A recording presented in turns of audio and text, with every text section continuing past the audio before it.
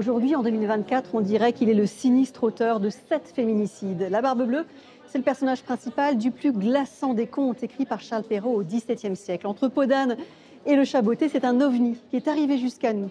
Aujourd'hui, à Antea, on en découvre une adaptation très contemporaine. Et vous allez voir, ce que la Barbe Bleue a à nous dire n'est pas que pour les enfants. C'est là. Voici la Barbe Bleue. Prépare-toi à subir sa colère. Il s'est échappé du XVIIe siècle. Oubliez le conte baroque, bienvenue dans un univers singulier, mi-théâtre, mi-comédie musicale. L'univers de la compagnie niçoise Start 361 degrés. Un jour, j'étais dans le local de Clément. Il y avait un harmonica posé comme ça et j'ai fait ça. J'ai fait un truc comme ça. Un truc, voilà. Oh, super! Et ben, tu joueras de l'harmonica dans le spectacle. Ça s'est construit comme ça. Des musiciens, chanteurs, comédiens, au service du personnage qui a hanté leur âme d'enfant, la Barbe Bleue, l'homme qui tue une à une ses épouses désobéissantes. Ma barbe est bleue, car mon cœur est d'or. Et mon cœur bat si fort qu'il ne peut s'empêcher d'aimer. Alors quand il aime, il s'emballe. Je vous avoue que j'avais très envie de pouvoir l'incarner pour pouvoir montrer toutes les facettes et pouvoir montrer la non-contradiction qu'il pouvait y avoir entre un personnage éminemment coupable et pourtant qui peut s'avérer également sensible, qui peut s'avérer également charismatique et qui peut s'avérer d'autant plus dangereux.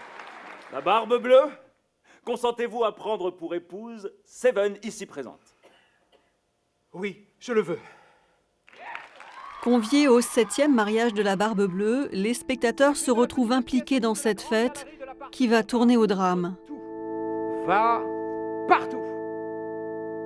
Mais pour ce qui est de cette pièce-ci, je t'interdis d'y entrer. Comme les autres, la 7e épouse ouvrira la porte défendue. Comme les autres, elle le paiera de sa vie, plaçant le public face à sa culpabilité. Vous applaudissez? Vous restez là sans rien faire? Une femme vient de se faire tuer et personne ne dit rien. Est-ce que la Barbe Bleue, la vôtre, est-ce qu'elle est féministe? Elle est clairement féministe. Voilà. Après, est-ce que Charles Perrault n'avait pas ce message-là? On ne parlait pas de... Eh bien, on ne parlait pas de féminisme, mais dedans, il y a déjà quelque chose qui traite d'une prise de conscience sociale, d'une prise de conscience à l'endroit individuel et humaniste, on va dire, de chaque personne qui a un travail à mener sur lui-même pour écarter de lui cette colère et cette toxicité. Qui est la première? Que lui est-il arrivé? Attention à ma colère, je ne veux pas en parler. L'ultime audace du spectacle sera de renverser le cours du conte. À Antea, une Barbe Bleue peut en cacher une autre. Sur scène, comme dans la salle, chacun touche du doigt sa part de cruauté. Une peur. De quelle couleur? Bonsoir Daniel Benoît. Bonsoir. Qui, en vous, a voulu programmer Barbe Bleue sur la scène d'Antea? Est-ce que c'est l'adulte averti ou est-ce que c'est l'enfant qui sommeille en vous? De toute manière, quand on fait du théâtre et qu'on est metteur en scène ou acteur, on n'est qu'un enfant. Donc de toute manière, je répondrai immédiatement l'enfant. Mais c'est surtout parce qu'on travaille avec Clément Altos. J'ai déjà produit 4 spectacles de Clément Altos. Et ces 4 spectacles sont des spectacles un peu particuliers qu'on ne voit pas ailleurs, c'est-à-dire des comédiens, mais qui sont des musiciens et des chanteurs en même temps, et qui donc prennent des sujets comme La Fontaine, Baudelaire, etc. Et puis cette année, Barbe Bleue, enfin Perrault, quoi. Et qui s'attaque à un conte. Un conte, ça n'a rien à faire au théâtre, normalement. Ah, pas du tout. Je dirais, le théâtre, vous savez, c'est un art entièrement européen, mais les seuls ailleurs qu'en Europe, ce qui existait, c'est les contes. Et donc les contes représentaient en fait une forme théâtrale qui était joué dans tous les autres pays du monde avant qu'arrive bien évidemment le théâtre.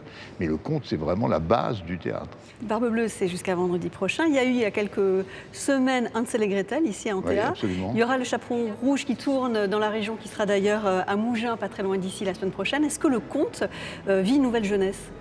Je pense tout simplement que non, je ne pense pas que c'est une nouvelle jeunesse, c'est tout d'un coup, c'est vraiment une base du théâtre. C'est une des bases du théâtre, comme je l'ai dit tout à l'heure. Et si vous voulez, c'est peut-être qu'aujourd'hui on l'exploite plus, cette base, qu'à certaines époques. Mais aujourd'hui, c'est sûr que c'est important pour en particulier pour toutes les troupes qui démarrent, parce que c'est une manière formidable de démarrer. On va se quitter avec la morale du conte de Barbe Bleue, qui est une morale moderne, de couple s'il en est. De quelque couleur que sa barbe puisse être, on a peine à juger qui des deux est le maître.